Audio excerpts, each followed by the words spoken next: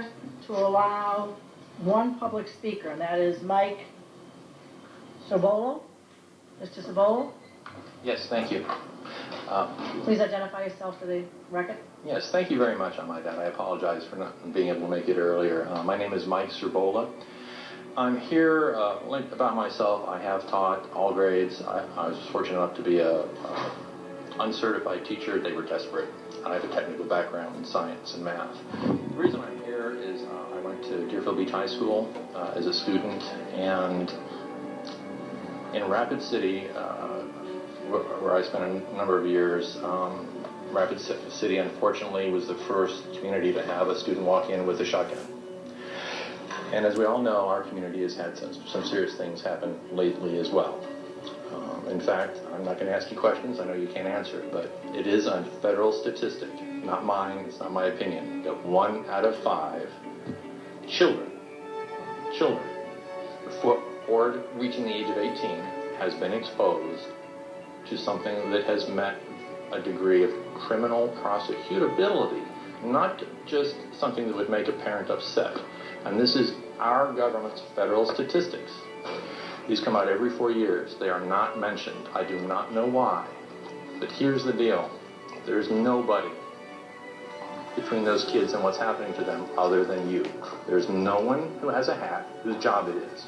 The people who gather the statistics, our federal government, also gather statistics on how much salad they're eating and a bunch of other things. That's what's published. This statistic has been out there for a decade. I wrote about it 15 years ago. I'm not the only one. I don't want to discuss this statistic. That's not why I'm here. It is 1 out of 5. You can look it up. So whose job is it? You are the only ones who can do anything. Okay? First off, how can you do it? It's not your job. Who's going to let you? And what can be done? Triage. You can find out what the numbers are. For our students, 250,000 students, real numbers. It's called anonymous polling. If it cost $1 million, I could ask you for $1 million and you'd be all impressed and give it to me. It involves a penny. You flip a penny. You ask the students. You tell them. If it's heads, you say yes. If it's tails, you answer the question. I had planned on giving you each a penny and inquiring as to whether your favorite pie was apple or pumpkin. It's a bit complicated because you can't answer, so I'm going to skip ahead.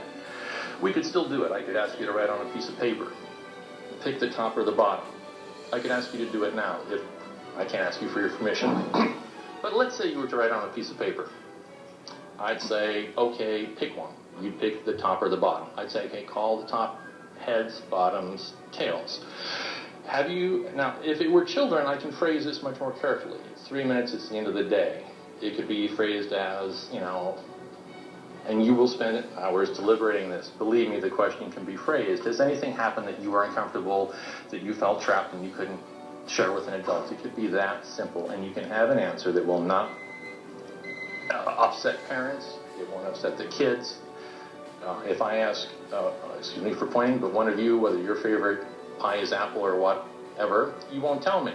But I can ask all of you. You'll say heads, heads, tails, tails, heads, heads, heads, tails, tails. None of you will know whose favorite pie or whatever. Okay, so we can ask our children these tough questions. That is not an excuse. I'm out of time? Yes, wrap up, please. To wrap up, please consider, and perhaps we should have a discussion. We could have a meeting, board meetings, talk with you people, whatever is necessary. One thing I was very encouraged, you are all so motivated, and we're all talking about money. Please don't think about any of these things. It's not an issue of money. It is an issue of acknowledging that there's a problem and then worrying about it. If a child is on fire, and that's what we're talking about, this is literal abuse, and they're on fire now, not next month, not last month, it's not someone else's kids. As we're speaking, out of our 250,000 kids, students, 50 are newly being abused as we're speaking, and they're on fire in pain now, this second. So it is not a matter of whose hat is it. The CDC quietly changed the rules on everyone and mentioned, oh, by the way, this is transmittable community-wise, not familially, not within families. But if you're born within a community that starts to exhibit these problems, culturally, our brains respond. I can be raised in a convent. My brain will respond to what your children do. Do you understand this? If you don't, you need to. It is your responsibility. It is not a matter of a child being abused and they'll get over it. It is a physical change. It is not that they are thinking short. Sir, They are short. Their legs have been cut off. Sorry. Flip the coin, please. I would love to talk to you at a later point about this. It is very important. All our kids, we can find out now what the real numbers are. Thank you. Thank you, sir. Okay. The business of the school board of Broward County is now complete, and I am adjourning this meeting. Thank you, everyone. Along